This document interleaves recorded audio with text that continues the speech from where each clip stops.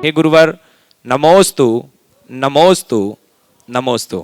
आइएगा, सर्वप्रथम पहले प्रश्न के लिए मैं निवेदन कर रहा हूं, श्री तापस कुमार दास जी हैं। मैं एक ही क्वेश्चन आपको पूछना चाहता हूँ, जो ये पृथ्वी में मनुष्यों में इतना हानाहानि क्यों है? मनुष्य ये मेरा दुख भी है। बहुत सुंदर। ये आपका नहीं, सारे संसार का। जो भी थोड़ा भी संवेदनशील मनुष्य है, उसके हृदय में ये पीड़ा होती। दरअसल ये काल का प्रभाव, ये कलयुग है, और कलयुग में मनुष्य की बुद्धि उल्टी चलती। हम एक ही प्रार्थना रोज भगवान से करें, सबको सन्मति दे भगवान, जिससे सारे संसार का कल्याण हो। हम भावना भाएं, मंगल मंगल होए जगत में, सब मंगलमय होए, इस धरती के हर प्राणी का मन मंगलमय। अगला। आइए अगले प्रश्न के लिए राजेंद्र कुमार जी बड़जात्या। महाराज जी नमोस्तु। सुलभ जी छावी। हमारी माँ 88 वर्ष की है, सारी उम्र कुआं का पानी से खुद खाना बनाया एवं आटा हाथ वाली चक्की से खुद पीस कर खाना बनाया। बहुओं के हाथ से कभी खाना नहीं खाया। देव दर्शन के बिना कभी पानी नहीं पिया। 6 महीना पहले पैरालिसिस हो गया। 1 महीना में वो इलाज हुआ, कराने के बाद ठीक हुआ। उसके बाद बायां हाथ फ्रैक्चर हो गया, फिर वो 1 महीना में ठीक हुआ। फिर दाहिना कंधा बाथरूम में गिर जाने के कारण दाहिना कंधा टूट गया। अब चलने फिरने में दिक्कत हो गया। अब बहुओं का खाना बनाया हुआ खाती है। प्रतिमाधारी है। महाराज जी, ये किस कर्म का उदय है तथा हम लोग उनको कैसे संबोधन करें? देखिए, ये बड़ी अच्छी बात है कि आपकी माँ इस उम्र तक स्वावलंबी रही, और प्रत्येक व्यक्ति को ये प्रयास करना चाहिए कि आखिरी सांस तक स्वावलंबी रहें, पर आश्रित न बने। अपनी दिनचर्या कुछ इसी तरह के बना के चलना चाहिए। लेकिन कर्म के योग से यदि किसी के साथ ऐसी बीमारी और दुर्घटनाएं हुई, तो परिवार को चाहिए कि ऐसे समय में छाया की तरह उनके साथ खड़े रहे और उनकी हर चर्या में सहायक बने। उन्होंने अपने व्रतों का स्वाश्रित होकर पालन किया। अब अगर ऐसी स्थिति में वो लाचार है, तो परिवार की जिम्मेदारी बनती है, कर्तव्य बनता है, फर्ज बनता है कि हम उनके व्रतों का पालन करें, पालन करने में सहायक बने। उसमें हमें अपना आलस छोड़ना चाहिए और मन में एक भाव रखना चाहिए कि हम ऐसे भी बड़े जनों की सेवा करना हमारा बड़ा धर्म है, ये पुण्य का कारण है। और बड़े जन यदि व्रती हैं तो व्रती की सेवा तो और साथ ही से पुण्य का कारण बनता है। तो हमें बड़े बुजुर्गों की सेवा करनी चाहिए, उनकी उपेक्षा नहीं। हमें उनके व्रतों में सहायक बनना चाहिए और ये सोचना चाहिए कि आज तक हम जो जहाँ तक पहुँचे हैं वो उनके आशीर्वाद का फल है। तो हम जिनका हम पर इतना बड़ा उपकार है, जिनके उपकारों से हमारा रोम रोम दबा पड़ा है, उनके प्रति यदि व्यक्ति अपने कर्तव्य का पालन न करे तो इससे बड़ी विडंबना और क्या होगी। तो मैं तो कहूँगा कि किस कर्म का उदय है भूल जाओ, अपने पुरुषार्थ को जगाओ और जुट जाओ और अपनी माँ की सेवा करो। और बहुएं न कर पाए तो आप सक्षम हो, आप करना शुरू करो, हो सकता है आपका अनुकरण बहुएं कर ले और सारा कार्य। अगले प्रश्न के लिए मंजू जैन व्यावर से। नमोस्तु गुरुदेव, नमोस्तु नमोस्तु। गुरुदेव, परिवार में इग्गो की जगह बढ़ती क्यों जा रही है? इस इग्गो को कैसे घर से बाहर निकाले गुरुदेव? ईगो की जगह क्यों बढ़ रही है? ईगो को कहो गो। इसके कई कारण। ईगो बढ़ने का सबसे बड़ा कारण है मनुष्य के हृदय में जो भौतिक अपेक्षाएं हैं उनकी वृद्धि दिनों दिन बढ़ते जा रही, होते जा रही। कृत्रिम अपेक्षाओं का विस्तार, सहजता और सरलता का अभाव मनुष्य के अहंकार को बढ़ा रहा है। उसकी संवेदनाएं भी दिनों दिन क्षीण हो रही है। प्रेम, परस्परता, आत्मीयता और स्नेह, सद्भाव जैसे जो हमारे उदात्त जीवन मूल्य हैं, इनका अभाव होता जा रहा है। सहजीवन की वृत्ति दिनों दिन क्षीण होते जा रही है। और आज का पूरा माहौल भी हमें ऐसी ही बातों के लिए प्रोत्साहित करता है। ये ईगो को बढ़ाने का कारण है। ईगो को मिटाने का एक ही उपाय है, वह है एक आध्यात्मिक क्रांति। व्यक्ति के हृदय में यदि आध्यात्मिक चेतना का विकास हो तब उसका अहंकार मिटेगा, उसे अपने जीवन की वास्तविकता का पता चलेगा। क्योंकि जब तक मनुष्य अपने जीवन की वास्तविकता को नहीं समझता, कृत्रिमता के चक्कर में फंसा रहेगा, और जब तक वो कृत्रिमता का लबादा उड़ा रहेगा तब तक इस प्रकार की परिणति से बच पाना मुश्किल है। इसलिए अध्यात्म अपने हृदय में जगाएं, जिससे प्रेम और आत्मीयता जैसे गुणों को विकसित किया जा सके। एक दूसरे के प्रति हम गंभीर और संवेदनशील बने और सरलता के साथ अपने जीवन को आगे बढ़ा सकें। नमोस्तु गुरुदेव। श्रीमती सुधा जैन जबलपुर से। और महाराज जी, जैन समाज को जोड़ना चाहते हैं, जियो जीने दो, लेकिन जैन समाज जुड़ता कहाँ आएगा, ये मेरा प्रश्न है। जैन समाज जुड़ता कहाँ है? टूट रहा है महाराज जी, जोड़ कम रहा, टूट ज़्यादा रहा है। देखियो, आपके कहने का आशय यह है कि जैन समाज में एकजुटता आजकल क्यों कम दिख रही है, यही पूछना चाह रहे हैं। एकजुटता इसलिए कम दिख रही है कि सब अपना अपना राग अलापना शुरू कर दिए। जब मनुष्य के हृदय में स्वार्थपरता की वृत्ति बढ़ जाती है तो फिर परस्परता की भावना गौण हो जाती है। हमें वात्सल्य का भाव जगाना चाहिए, व्यक्ति व्यक्ति के प्रति उस तरह का विश्वास जगाना चाहिए जिससे जीवन को बेहतर किया जा सके। हाँ, श्रविक जैन उदयपुर से। और उसके बाद तैयार रहेंगे अक्षत जैन भीलवाड़ा। नमोस्तु महाराज जी। सब कहते हैं अचार नहीं खाना चाहिए, अचार नहीं खाना चाहिए, पर क्यों नहीं खाना चाहिए अचार? देखो बेटा, अचार जो होता है ना, अचार बनाते उसमें फर्मेंटेशन होता है। फर्मेंटेशन होने से उसमें सूक्ष्म जीव उत्पन्न हो जाते हैं। जो उसका स्वाद है वो जीवों का ही स्वाद है, तो जीव हत्या का दोष लगता है। इसलिए अचार नहीं खाना चाहिए, समझ गए? अचार सड़ता है, गलता है, तब तो उसमें खटास आती, वैसा स्वाद आता है। इसलिए अचार नहीं खाना है। एक दिन का खा सकते हैं, अधिक दिन का नहीं खाना।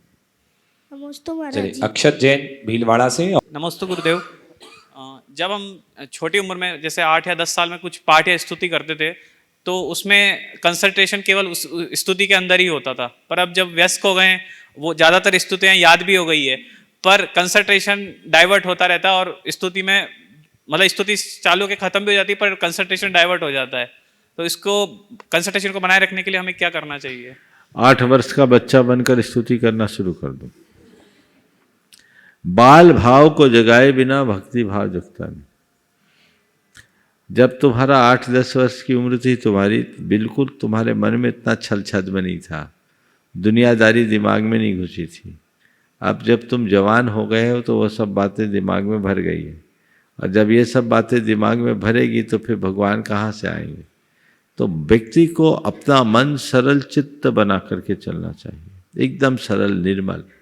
भगवान के चरणों में जाओ तो भूल जाओ मैं क्या हूँ, मैं तो बस भगवान का एक छोटा सा सेवक हूँ, मैं भगवान का एक बच्चा हूँ, भगवान के चरणों में आया हूँ कुछ प्रार्थना करने की भावना लेकर, ताकि मैं अपने जीवन को कुछ अच्छा बना सकूँ, अपने जीवन को सशक्त और समर्थ बना सकूँ और इस जीवन का उद्धार कर सकूँ।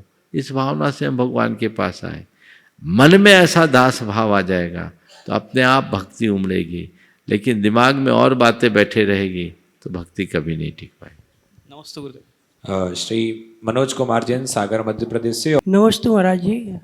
इच्छा ही महाराज जी।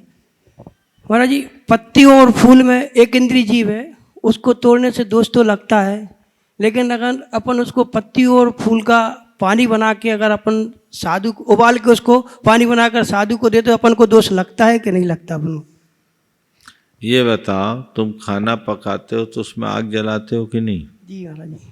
कुआं का पानी लाते हो उसको गर्म करते हो कि नहीं? जी महाराज जी। साग भाजी बनाते हो कि नहीं? जी महाराज जी। तो फिर दोष लगता है तो साधु को आहार देना ही बंद कर दो। नहीं आहार नहीं। हाँ? जो खाने योग्य वस्तु है, जिसका आगम में विधान है, उसका सेवन करने में दिमाग नहीं लगाना। समझ गए? जी। जो भक्ष्य है वो खाना चाहिए, जिसमें अल्प फल बहु विघात है उससे बचना चाहिए। औषध उपचार के लिए श्रावक को अपना विवेक प्रयोग में लेना चाहिए। जी महाराज। नमस्ते। साधना विजय जैन एडवोकेट दिल्ली से। और गुरुदेव नमोस्तु। इच्छामी चुलक जी महाराज जी। गुरुदेव, ऊंचा उठने के लिए पंखों की जरूरत केवल पक्षियों को होती है, लेकिन मनुष्य तो विनम्रता और सद्व्यवहार से जितना झुकता जाता है उतना ही ऊपर उठता जाता है। तो गुरुदेव, विनम्रता को आचरण में कैसे लाया जाए, विशेषकर वर्तमान परिप्रेक्ष्य में, क्योंकि प्रैक्टिकल में संभव हो ही नहीं रहा। बहुत अच्छा वाक्य आपने कहा है। ऊंचा उठने के लिए पक्षियों को पंखों की आवश्यकता होती है, पर मनुष्यों को तो केवल नम्रता और सद्व्यवहार से जितना झुकता जाता है। नम्रता और सद्व्यवहार से झुकना चाहिए। देखिए, ऊंचाई दो तरह की होती है। एक ऊंचाई जो हमें ऊंचा दिखाती है जी, और एक ऊंचाई जो हमें ऊपर उठाती है, जी गुरुदेव, ऊंचा बनाती है। जी। एक बच्चा कुर्सी पर खड़ा हो जाए और अपने आप को कहे कि मैं बड़ा हो गया, उसको हम क्या कहेंगे? कभी कभी ऐसा होता है।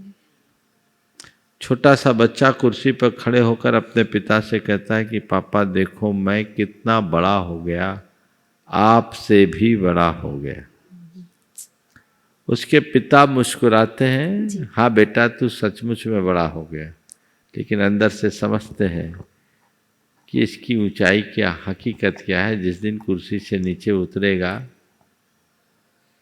इसको अपनी असलियत का पता लग जाएगा।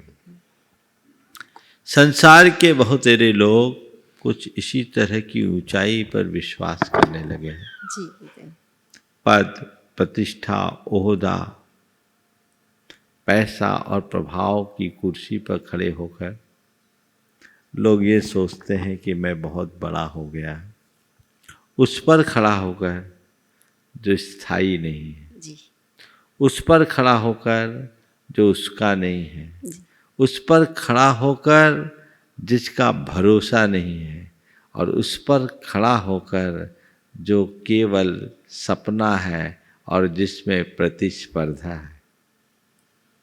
ये एक ऊंचा उठने की बात है।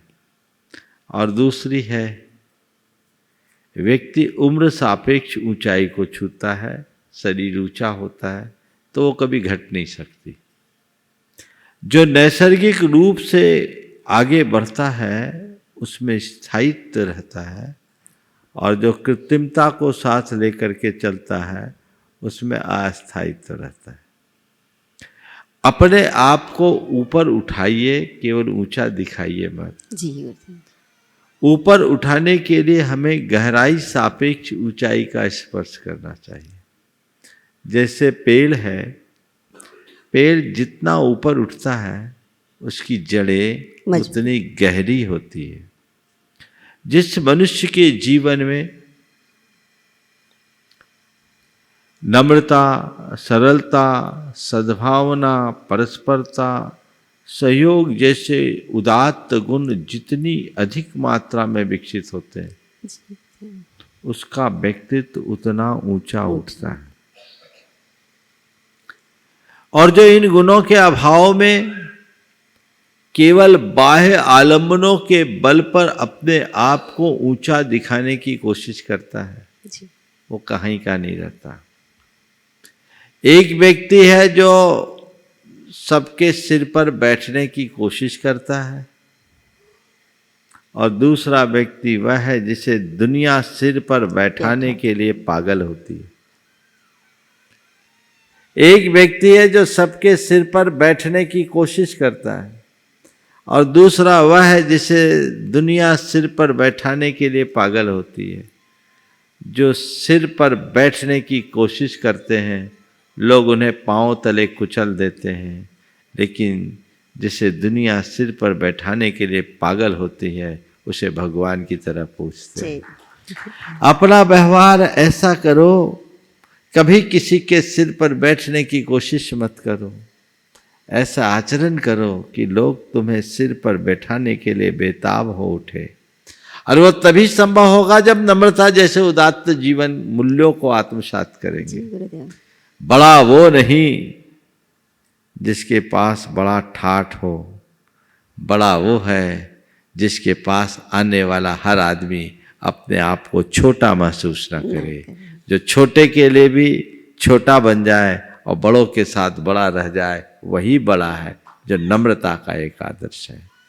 नम्रता का अर्थ ये भी नहीं कि हम बड़ों को सम्मान दें, नम्रता का अर्थ ये भी है कि हम छोटे का मान रखें। बड़ों को सम्मान देना तो नम्रता है ही, छोटों का मान रखना भी नम्रता की ही पहचान है।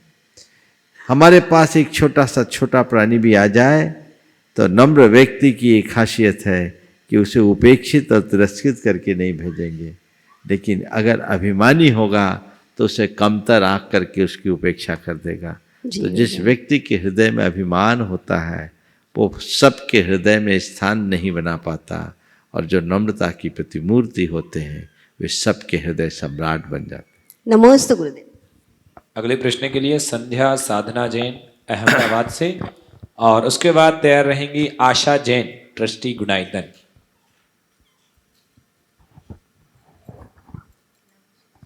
नमोस्तु महाराज जी, नमोस्तु महाराज जी। इच्छा में महाराज जी, मेरा प्रश्न यह है कि आजकल सहन करने की शक्ति नहीं, किसी को कुछ कहो तो अच्छा नहीं लगता है, तो क्या करना चाहिए? समझ जब पता है सामने वाले को कहने से अच्छा नहीं लगता तो कहने करके अपना समय क्यों खराब करते हैं? तो फिर क्या करना चाहिए महाराज जी? हमको सहन करने का अभ्यास बढ़ा देना चाहिए।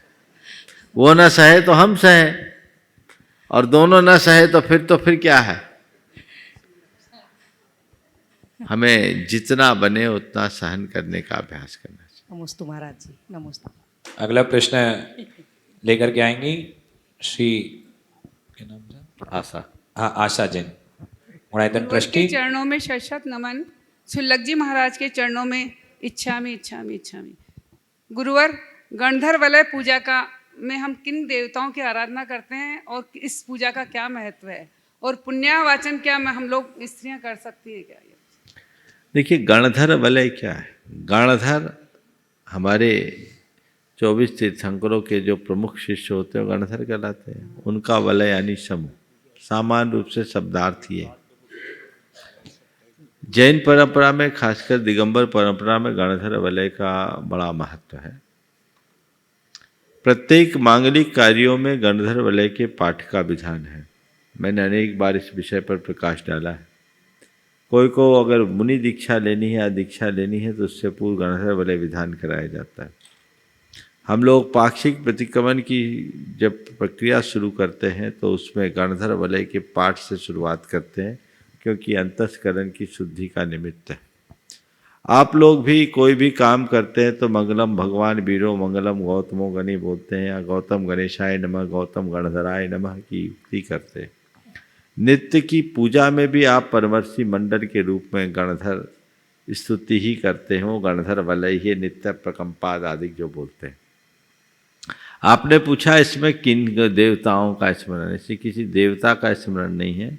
यहाँ रिद्धि संपन्न सभी मुनि राजों की वंदना है, जिसमें केवली भगवान से लेकर उन सभी मुनि राजों की वंदना है जिनके पास कोई भी रिद्धि होती। हमारे यहाँ 7 प्रकार की मुख्य रिद्धियाँ हैं। उन रिद्धिधारी मुनि राजों का उसमें स्मरण है, जिसमें कुल 48 मंत्र हैं। और ये मंत्र बहुत प्राचीन मंत्र है, भगवान की वाणी से निश्चित मंत्र है। नमो जिनानम, नमो ही जिनानम आदि। इसलिए इन मंत्रों की आराधना का महत्व है। इसको नियमित अभ्यास रखना चाहिए, इसको नियमित करना चाहिए। यह बहुत लाभप्रद है। इसका जब व्रत करते हैं तो मतलब एक ही जैसे 16वां व्रत है या वो है तो उस मंत्र की आराधना पूरे मंत्र की करिए, 48 की कर लीजिए, 48 हो जाएंगे आपके। एक मंत्र को आप विशेष रूप से पढ़ सकते हैं, पर पूरे गणधर वलय के 48 मंत्र, गणधर वलय की यहाँ जो पुस्तक उपलब्ध है लघु गणधर वलय, आप उसे पूरा कर सकते हैं। वो विधान बहुत आनंददायी होता है।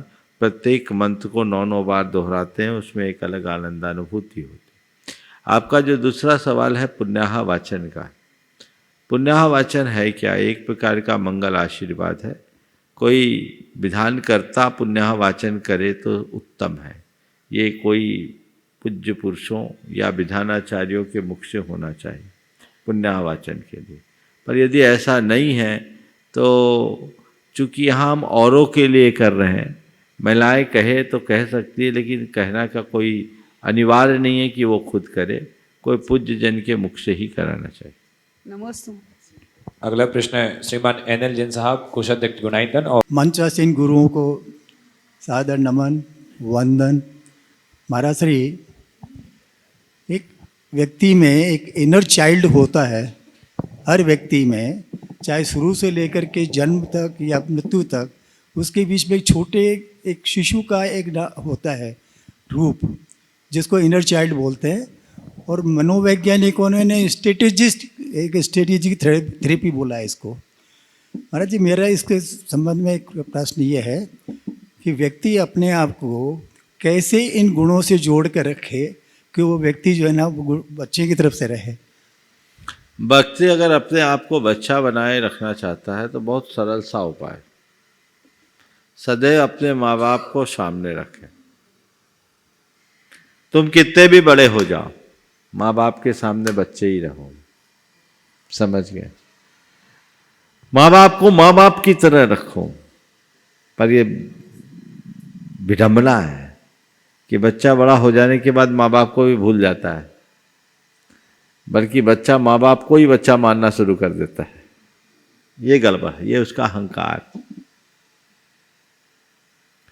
बच्चा माँ बाप के सामने माँ बाप ही बना रहे।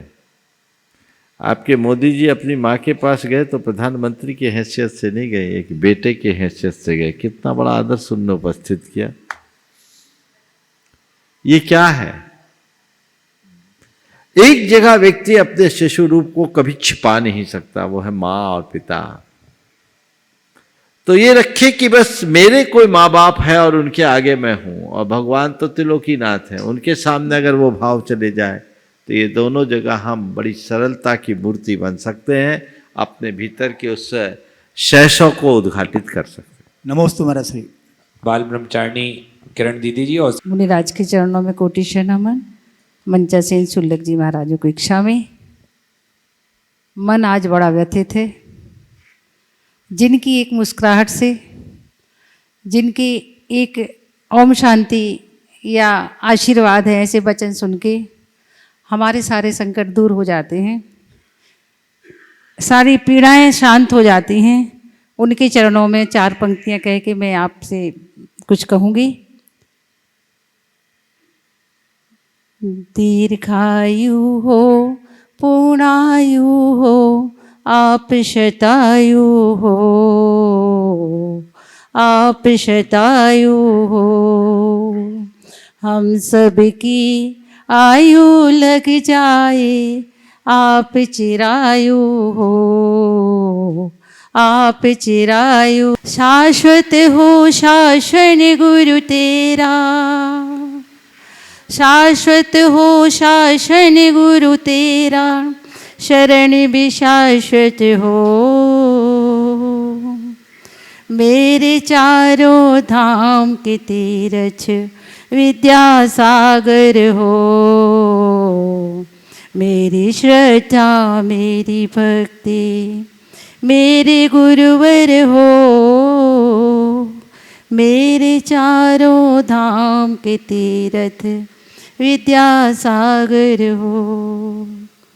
पूज्य गुरुदेव को हम सब क्या करें कि हम सबके जीवन के अंत तक उनका आशीर्वाद, उनका सानिध्य, उनकी स्वस्थता बनी रहे। देखिए, बहन जी ने बड़े दुखी मन से अपनी बात कही, पर सबसे पहले मैं पूरे देश के लोगों को कहना चाहूँगा, किसी भी प्रकार से दुखी होने की या घबराने की बात नहीं है। परम पूज्य गुरुदेव के स्वास्थ्य में काफ़ी कुछ सुधार है। आज की ही रिपोर्ट है, आज उन्होंने क्लास भी ली है। ये आज की समाचार है। यहाँ मंच में आने से पूर्व ही मुझे खबर मिली। 2-3 दिन से उनकी तबीयत थोड़ी ढीली रही है। परम पूज्य गुरुदेव का स्वास्थ्य हम सबके लिए बहुत ही मूल्यवान है और प्रत्येक व्यक्ति को वो हमेशा स्वस्थ रहें। ऐसे महान विभूतियों के इस धरती पर रहने से धरती का उद्धार होता है।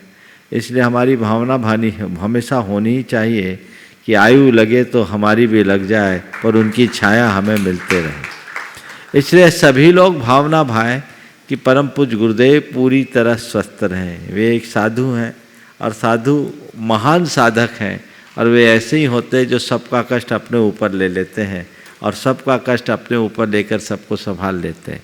समय समय पर बीच बीच में वो अस्वस्थ होते हैं। मैं आपको एक घटना बताना चाहूँगा। जब नैनागिर का पंचकल्याणक होना था 1987 में, ध्वजारोहण कराने के लिए जा रहे थे।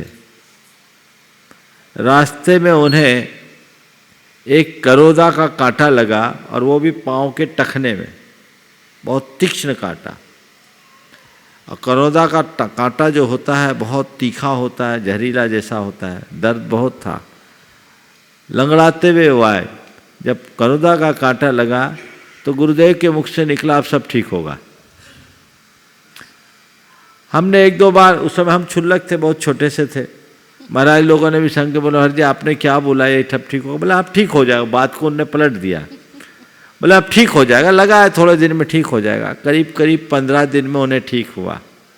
पर जब हम लोग समझ में आया तो ये समझ में आया कि उस महोत्सव में बहुत सारी विघ्न बाधाएं थी, वो सब गुरुदेव के पैरों में आ गई। उनने सब की पीड़ा को अपने में ले लिया और उसके बाद वो महोत्सव इतना अद्भुत महोत्सव हुआ। आप तो उसमें थी ही, 2.5 लाख लोग उस जमाने में उसमें शिरकत हुए और वो अपने आप का ऐतिहासिक आयोजन हुआ जहाँ 400-400 फुट के 7 बोर फेल हो गए थे। पानी को लेकर लोग बहुत चिंतित थे, पूरा प्रशासन परेशान था। वहाँ 2.5 लाख लोगों को 35 फुट के एक गड्ढे ने पानी पुजा दिया और इतना पानी कि कहीं किसी को कमी नहीं पड़ी। और आयोजन समाप्त होने के बाद वो पानी कहाँ चला गया आज तक पता नहीं। तो ये गुरुदेव के मुख से निकला। तो मैं समझता हूँ कि जब कभी भी ऐसी स्थितियाँ गुरुदेव के साथ आती है तो मैं यही मानता हूँ वो शंकर हैं जो हम सब के लिए अमृत देने के लिए खुद विष पी लेते हैं, विष का पान करते हैं। तो उनके शरीर में जो इस तरह की स्थितियाँ आती है, निश्चित वह भी संसार के कल्याण का कारण बनकर आती है, ऐसा समझना चाहिए। पर हम लोगों को चाहिए कि हम उनके स्वास्थ्य के लिए रोज़ प्रार्थना करें। हर कोई रोज़, मैं तो रोज़ सुबह उठता हूँ तो सबसे पहले उनको नमन करता हूँ और यही भावना भाता हूँ, गुरुदेव आपकी वरदानी छाया हम सब पर बनी रहे, आप हमेशा स्वस्थ बने रहें। हम उनके लिए क्या कह सकते? कुछ भी नहीं कह सकते, हमारे लिए कहने को कुछ नहीं है, लेकिन उनका जो उपकार है उससे हमारा रोम रोम दबा हुआ है। हर किसी को ऐसी भावना भानी चाहिए कि वे स्वस्थ रहें और हमें उनके चर्या में सहायक भी बनना चाहिए। लोगों की भीड़ और आप लोगों की अव्यवस्था भी कई बार उनके साथ इस तरह की दिक्कतें खड़ी कर देती है। इसलिए सावधानी और जागरूकता सबको रख करके चलना चाहिए। ये बहुत अच्छी बात है कि आज मुझे मालूम पड़ी, ब्रह्मचारी विनय भैया के माध्यम से समाचार मिला तो बोले नहीं, आज वो कक्षा लिए हैं, स्वस्थ हैं, पहले की अपेक्षा पूरी तरह काफ़ी कुछ ठीक है। हमें उम्मीद है बहुत जल्दी वो ठीक होंगे और उनकी बछाया हम सबको ऐसे ही प्राप्त होते रहेगी। इसलिए इस सवाल को लेकर आप लोग ये मत सोच लेना कि वो बहुत गंभीर रूप से अस्वस्थ हैं। वो स्वस्थ हैं, आगे भी स्वस्थ रहे, इस भाव से सभी गुरुदेव के चरणों में अपनी नमन वंदना करें और प्रार्थना करें कि गुरुदेव पूरी तरह स्वस्थ हों, स्वस्थ रहें और हम सबको उनकी वरदानी छाया मिलती रहे। बाल ब्रह्मचारिणी विभा दीदी और उसके बाद तैयार रहेंगे परमादरणीय पंडित सिद्धार्थ जी सतना। नमोस्तु गुरुदेव के चरणों में सत नमोस्तु, क्षुल्लक जी के चरणों में शिक्षा में। महाराज श्री, कहा जाता है कि अपने गुणीजनों के साथ रहने से और उनका हाथ पकड़ने से सब कुछ मिलता है, लेकिन एक कहावत भी है कि उनकी पूंछ पकड़ने से मोक्ष मिलता है। तो ये सच है क्या? मोक्ष मिलेगा? देखो, जैन धर्म की बात करो तो ये वैकेंसी नहीं है। जैन धर्म में कहा जाता है कि तुम गाय की पूंछ पकड़ के स्वर्ग नहीं जा सकते, स्वर्ग जाने के लिए तुम्हें खुद मरना पड़ेगा और उसके लिए खुद को खपाना पड़ेगा। समझ गए? दूसरा तुम्हें रास्ता बता सकता है, दूसरा तुम्हारे लिए प्रेरणा दे सकता है, मार्गदर्शन दे सकता है, चलना तो तुम्हें खुद पड़ेगा। इसलिए किसी के अनुकरण करो, किसी के साथ जुड़ो, पर अपना रास्ता पकड़ने के लिए जुड़ो। उसको मत पकड़ो, उसके रास्ते को पकड़ो। व्यक्ति को पकड़ोगे मोह होगा, मार्ग को पकड़ोगे मोक्ष होगा। व्यक्ति को नहीं पकड़ना, मार्ग को पकड़ना है। मार्ग से मुक्ति है, व्यक्ति से नहीं। व्यक्ति के रूप में तो अगर कदाचित हम भगवान को भी पकड़े रहेंगे तो संसार में अटके रहेंगे, लेकिन भगवान के बताए मार्ग को पकड़ेंगे तो एक दिन भगवान हो जाएंगे, फिर कुछ सोचने वाला नहीं। पंडित सिद्धार्थ जी सतना। परम पूज्य गुरुदेव के चरणों में सतवार नमोस्तु नमोस्तु नमोस्तु। चुल्लक जी के चरणों में इच्छा में, हे गुरुवर, गुरु जी की परम कृपा से और आपके सानिध्य में एक ऐसा भव्य पुरुष या महिला कह लें जो अपने जीवन की साधना को पूरी करने के लिए यहाँ उपस्थित है। गुणायतन की ये दूसरी संलेखना हो रही है। पहली संलेखना पुरुष वर्ग की थी, महिला वर्ग की पहली संलेखना ये प्रारंभ है। और उनका पुण्य इतना गाढ़ा है, इतना गाढ़ा है कि गुरुदेव का तो वरद हस्त हुआ, आपका वरद हस्त हुआ, हमारी दीदी जी भी उनकी संलेखना में सहयोगी बनकर यहाँ पर उपस्थित हुई हैं। हम सबको परिचारक बनकर उनकी परिचर्या करने का सौभाग्य मिला है।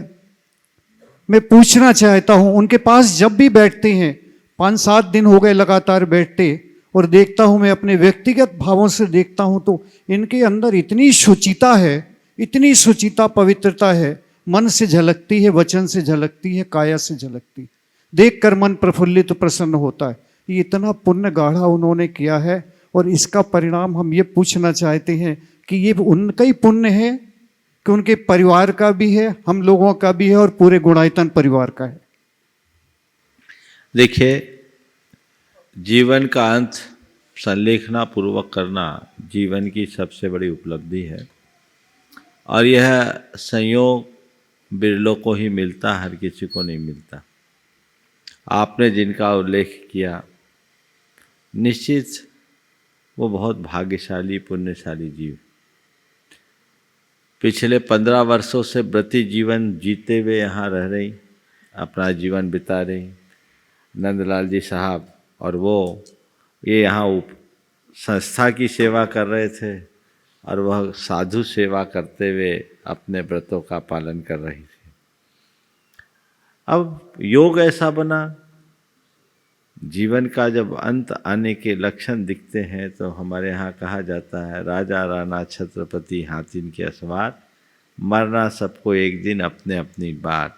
और जैन धर्म कहता हमको तो मरना है ही नहीं, और हम मर तो सकते ही नहीं, हमें मरना नहीं है। जब मरना ही नहीं तो मरने से डरना क्या। हमें मरना नहीं है, देह परिवर्तन करना है, और देह परिवर्तन तो वस्त्र का चोला बदलना है। सो वो बदलने के लिए तत्पर है। जैसे पुराने कपड़े फट जाने से उसे परिवर्तित कर दिया जाता है, वैसे ही पुराने देह को यह देही बदल करके नया देह ग्रहण करता है, और उसे पता है ये देह भी मेरी नहीं, और जो आगे मिलेगी वो भी मेरी नहीं। मैं विदेह हूँ, और मुझे उसी विदेह तत्व को प्राप्त करना है। ये समझ जिसके हृदय में होती है वो इन बातों से विचलित नहीं होता। इसके लिए हमें जीवन भर साधना करनी होती है। हर व्रती, हर धर्मी का यही लक्ष्य और ध्येय होना चाहिए। अपने हृदय में ऐसी सरलता को प्रतिष्ठापित करे ताकि जीवन के चरम और परम लक्ष्य को प्राप्त कर सके। अंतिम क्षणों में अच्छे संयोग मिलना भी पुण्य के परिणाम स्वरूप होता है। हर व्यक्ति को अच्छा लाभ नहीं मिलता। आज से 6 महीना पहले वो मुझसे कहती थी कि महाराज जी हमको तो कहीं दीक्षा दिला दो। हमने कहा इस उम्र में दीक्षा लेके करोगी कहाँ, तुम्हें फिर 4 पहिया में बिठाल देंगे और घूमना पड़ेगा, इससे अच्छा तो ऐसे ही है। तो हमारी समाधि कैसे होगी? बोले भाग्य पर भरोसा रखो, कोई ना कोई आ जाएगी और करा देंगी। वो कह रही थी महाराज जी आपने जिनके बारे में, हमने जिनके बारे में सोचा था हमारे भाग्य से वही आ गए। हम बोले गुरुदेव की कृपा से आए। बहन जी यहाँ आई हैं, ये एक बड़ी अनुभवी संलेखना में बड़ी निष्णात और निपुण है। जैसे सिद्धार्थ जी शताधिक संलेखनाएँ कराई हैं, वैसे इन्होंने भी शताधिक लोगों को संलेखना कराने का श्रेय प्राप्त किया है। इनका अपना अनुभव है, उस अनुभव का लाभ ले रहे हैं। आपने पूछा है किसका पुण्य है, मैं तो किसी एक के पुण्य की बात नहीं कहता, मैं तो ये मानता हूँ सबका ही पुण्य है। और हम तो यही मानते हैं उस जीव का भला हो जाए तो हमारा पुण्य सार्थक होगा। आइए मुनिश्री के चरणों में बारंबार नमोस्तु। सीधे चलते हैं मंचासीन मुनि संघ के चरणों में प्रश्नों के लिए। और सर्वप्रथम निवेदन है पूज्य क्षुल्लक श्री सुभग सागर जी महाराज से कि अपने प्रश्न के माध्यम से हम सभी को लाभान्वित करें। पूज्य मुनिवर के श्री चरणों में बारंबार नमोस्तु नमोस्तु नमोस्तु। महाराज श्री भक्तियों में एक आता है कि अद्याव सफलता नयन द्वयस्य देवत्वदीय शरणाम्बुज वीक्षण अद्य त्रिलोक तिलक प्रतिभास्ते में संसार वारिद्रम श्लोक प्रमाणम। तो महाराज श्री इसमें जो कहा है कि चुल्लू भर जीवन रह जाता है भगवान के दर्शन से, तो क्या ये श्रावक ये उपमा है। अद्या भवत सफलता नयन द्वयस्य देवत्वदीय चरणाम्बुज वीक्षण। हे भगवान, आपके चरण कमलों के देखने से आज मेरे नयनों की सार्थकता हो गई। अद्य में छालितम गातम नेत्रे च विमलीकृते स्नातो नहीं। अद्या भवत सफलता नयन द्वयस्य देवतदीय चरणाम्बुज वीक्षणेन अद्या तिलोक तिलक प्रतिभासते में संसार वारिधिरेयम चुल्लुक प्रमाण। हे तिलोक तिलक, अब मुझे ऐसा लगता है कि मेरा संसार समुद्र चुल्लू बराबर हो गया। आपने पूछा ऐसा होता है क्या? हाँ, हो सकता है। हमने सुना अगस्त ऋषि ने समुद्र को चुल्लू में कर दिया, एक कहावत है। यहाँ एक उपमा है कि अनंत संसार को यदि हम समेटकर कुछ भावों में ले आए तो चुल्लू ही हो गया ना। अनंत संसार में रहना था, अब भगवान आपकी भक्ति से मेरे हृदय में सच्ची दृष्टि प्रकट हो गई, उस दृष्टि ने मेरी आंखें खोल दी। अब मुझे लगने लगा है कि अब मेरा उद्धार बहुत जल्दी होना है, एक दो भाव में ही होना है। तो ये सागर चुल्लू बना कि नहीं बना? समझ गए? ये उस अर्थ। निवेदन है पूज्य क्षुल्लक श्री चिद्रूप सागर जी महाराज से कि हमारी ज्ञान वृद्धि हेतु अपना प्रश्न प्रेषित करें। पूज्य मुनि श्री के चरणों में बारंबार नमोस्तु। महाराज जी, प्रत्येक मनुष्य के पास 5 इंद्रियां हैं और वो इन 5 इंद्रियों के विषयों में राग द्वेष करता हुआ अपने जीवन में आकुलता उत्पन्न करता है। तो महाराज जी, इन इंद्रियों का कैसे उपयोग करें, क्या स्पर्श करें, क्या देखें, क्या बोलें, क्या सुने कि वे सब निराकुलता की ओर इंद्रियां हमको ले जाएं और शाश्वत मोक्ष की ओर ले जाएं। नमस्ते। गुरुदेव अमरकंटक में थे, 1994 की बात। रामकृष्ण परमहंस मिशन के 40 सन्यासी गुरुदेव के चरणों में आए। काफ़ी गहरी तत्व चर्चा हुई। तत्व चर्चा के क्रम में बहुत सारी बातें हुई और उसी मध्य उनके बीच एक सन्यासी ने सवाल किया कि गुरुदेव, इंद्रिय जय का उपाय क्या है? गुरुदेव ने कहा, इंद्रिय जय का बड़ा सरल उपाय है। क्या? तो कुछ मत करो, इंद्रियों का काम इंद्रिय से करो। इंद्रियों का काम इंद्रिय से करो मतलब आँख से देखो, कान से सुनो, नाक से गंध लो, जीभ से चखो, स्पर्शन से स्पर्श करो। गुरुदेव, हम तो यही करते हैं, आँख से देखते हैं, कान से सुनते हैं, नाक से गंध लेते हैं, जीभ से चखते, स्पर्श से स्पर्श करते। बोले नहीं, आप केवल आँख से नहीं देखते। आँख से देखो तो कोई दिक्कत नहीं, लेकिन आँख के साथ मन जुड़ जाता है। कान से सुनो तो कोई दिक्कत नहीं, दिक्कत तब खड़ी होती जब कान के साथ मन जुड़ता है। नाक से गंध लो तो कोई परेशानी नहीं, परेशानी तब आती है जब नाक के साथ मन जुड़ता है।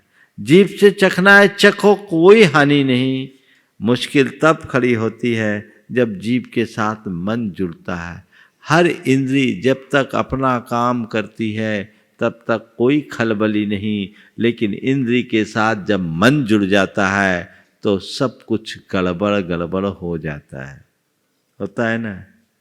तो बस काम करो, मन को मत जुड़ने दो। मन इष्टानिष्ट संकल्प विकल्प उत्पन्न करता है। मन तुलना करता है, मन अच्छे बुरे की बात करता है, मन उलझाता है, मन के अंदर और प्यास और अतृप्ति की भावना जगती है जो हमें व्याकुल करता है। तो पांचों इंद्रियों का जो भी काम करे उस इंद्री के काम को केवल इंद्री से करें। देखिए, माँ ने बेटे से कहा, कल ही उदाहरण दिया था, आज दूसरे संदर्भ में दे रहा हूं। बेटे से कहा, बेटा तू कैसा गधा है, मेरी एक बात नहीं सुनता। मां बेटे से कह रही है, बेटा तू कैसा गधा है, मेरी एक नहीं सुनता। और यही बात उसके सहपाठी ने कहा, तू कैसा गधा है, मेरी एक नहीं सुनता। अब बोलो, क्या दोनों की प्रतिक्रिया समान होगी? अगर सुनने की दृष्टि से कहा जाए तो दोनों के शब्द समान थे, दोनों को कान ने सुना, लेकिन कान ने सुन करके प्रतिक्रिया अलग अलग दी, क्योंकि दोनों के साथ मन जुड़ा था। माँ मेरे लिए कह रही है, वो मुझे गधा नहीं कह रही है, होशियार बनाने के लिए मुझे चेता रही है, और ये मेरे लिए मेरा इंसल्ट कर रहा है। ये कौन कर रहा है? मन। तो मन ही इष्टानिष्ट संकल्प विकल्प उत्पन्न करता है। तो मन को जब हम इष्टानिष्ट संकल्प विकल्प से मुक्त करते हैं, तब हमारे जीवन का पथ प्रशस्त हो सकता है, और तभी हम जीवन में आगे बढ़ सकते हैं। निवेदन है पूज्य शुल्लक श्री समादर सागर जी महाराज से कि अपना प्रश्न रखें ताकि हमारा भी पथ प्रशस्त हो सके। महाराज जी चरणों में नमोस्तु नमोस्तु नमोस्तु। महाराज जी गतियाँ चार होती हैं, देव भी इतना व्यवशाली होने के बाद भी दुखी हैं, ट्रेंच जो है वो भी भय आदि के माध्यम से दुखी है, मनुष्य भी दुखी है, चारों गति के दो दुखी हैं। तो वर्तमान में देखा जाए तो सुख की परिभाषा क्या है? नमस्ते महाराज। चाहो गति दुख जियो भरे, सब दुखी है, बस वही सुखी है जो खुद में रमा है। कोई तन दुखी, कोई मन दुखी, कोई धन मन रहे उदास, दुखिया सब संसार है, सुखी राम का दास। बस सुखी वही है जो इन सब के व्यामोह से मुक्त है। पूज्य शुल्लक श्री आदर सागर जी महाराज से निवेदन है कि अपना प्रश्न रखें ताकि हमारा भी कल्याण हो सके। नमोस्तु भगवान। महाराज जी, बहुत से लोग यह लोक में ही खाली बिलीव करते हैं, विश्वास करते हैं, उनके जीवन में परलोक जैसा कुछ होता नहीं है। तो ऐसे लोग इस जीवन में हर वो चीज़ कर जाते जो नहीं करना चाहिए, क्योंकि उन्हें डर नहीं होता। तो ऐसे लोग जो परलोक को नहीं समझते, नहीं मानते, उन्हें हम कैसे समझा सकते हैं? देखिए, बात बिल्कुल सही है। जिनकी दृष्टि में दृश्य जीवन ही सब कुछ है, वो केवल दृश्य की बात करते हैं, और उनके जीवन का एक ही ध्येय है, मौज मजा और मस्ती। खाओ पियो मौज उड़ाओ, इस दुनिया में आए हो, खाओ पियो मौज मनाओ, इस दुनिया में आए हो तो मजे उड़ाओ। इसके अलावा उनका और कोई मकसद नहीं। उन्हें हम कुछ नहीं कह सकते, क्योंकि उनकी सोच पूरी तरह भौतिक है, और भौतिक सोच से ग्रसित व्यक्ति के लिए धर्म अधर्म का कोई रोल नहीं होता। उनके लिए उनका कोई महत्ता और महिमा शेष नहीं रहती। आपने पूछा उनके लिए हम कैसे समझाएं? पंडित कैलाश चंद्र सिद्धांत शास्त्री ने एक घटना सुनाई। उन्होंने कहा था कि मैं ट्रेन में यात्रा कर रहा था, शाम का समय हुआ, अपना डब्बा खोलकर खाने बैठ गए। एक दूसरा व्यक्ति सामने बैठा था। बोले, ये सब क्यों कर रहे हो? परलोक के लिए। हाँ, परलोक के लिए। परलोक देखा है? परलोक देखा है? तो उन्होंने कहा, आपने देखा है? बोले, नहीं देखा। आपने देखा? बोले, नहीं देखा। बोले, देखिए वो मौलवी साहब थे। बोले, मौलवी साहब, परलोक ना हमने देखा ना आपने देखा, पर परलोक न हुआ तो हमारा कुछ नहीं बिगड़ेगा, पर कदाचित परलोक हुआ तो आप सोच लो आपका क्या होगा। एक बात मैं और कहता हूं, धर्म और अध्यात्म को हम लोग जो परलोक से जोड़ करके अपनाए ने, इसने धर्म की उपयोगिता को थोड़ा कमजोर किया। धर्म और अध्यात्म को लोक हित से जोड़ना चाहिए। परलोक से जोड़ना मेरे अर्थ में सही नहीं है। हम अपना धर्म यही जीवन को सुधारने के लिए कर रहे हैं, और जब मेरा यही जीवन सुधरेगा तो परभव तो अपने आप सुधरेगा।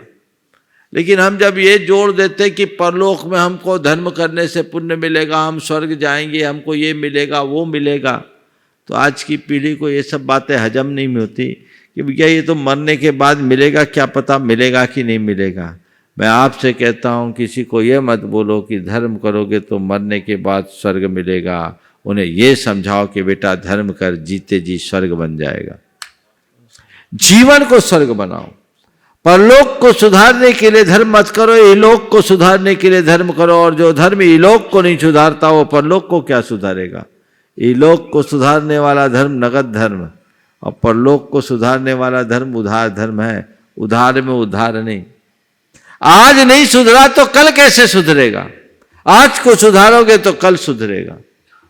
इसलिए आज मैं धर्म कर रहा हूं तो अपने अंदर की आवेग संवेगों को नियंत्रित कर रहा हूं, अपनी भावनाओं पर अंकुश कर रहा हूं, आत्म संयम की क्षमता अपने भीतर विकसित कर रहा हूं, व्यक्तित्व की दुर्बलताओं को दूर कर रहा हूं, दुर्गुणों को दूर कर रहा हूं, दोषों का शमन कर रहा हूं और दुखों से मुक्त हो रहा हूं। हर पल निराकुलता का अनुभव।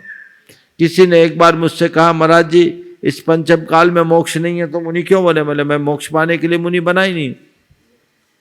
किसने बोला मोक्ष पाने के लिए बना? बोले फिर महाराज जी मोक्ष पाने के लिए मुनि नहीं बने तो फिर मुनि क्यों बने? बोले मैं अपनी मस्ती में जीने के लिए मुनि बना हूं और हर पल अपनी मस्ती में जीता हूं। ये मेरे जीवन का परम आनंद है और वही आनंद मुझे सुख देता है। और जो आज अपनी मस्ती में जी लेता है, जीवन की एक एक सांस मस्ती में गुजारता है, उसकी जिंदगी में हमेशा मस्ती ही बनी रहती है। एक दिन सिद्धों की श्रेणी में अपना स्थान बनाएगा और मस्ती पाएगा।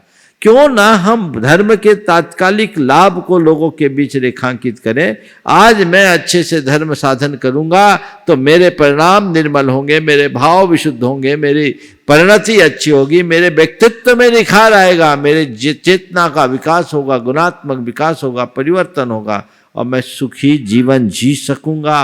राग द्वेष काम क्रोध लोभ मोह की दुर्वृत्तियों से बचना हर मनुष्य के लिए जरूरी है।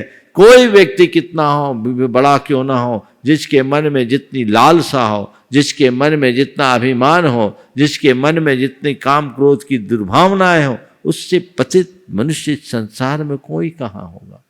तो इन सब से मुक्ति चाहिए तो हमें चाहिए कि हम जीवन की सच्चाई को समझें और आध्यात्मिकता को आत्मसात करके आगे बढ़ें। ऐसे लोगों को इहलोक के लिए अच्छा बनाने की बात करें, यही लोग को अच्छा बनाने की बात करें। उनसे बोले एंजॉय करना है तो बस अपनी प्रवृत्तियों को संयत करके करो, वही सही एंजॉय है। समय हो गया यहीं पर विराम। बोलिए परम पूज्य आचार्य गुरुवर श्री विद्यासागर आज की जय।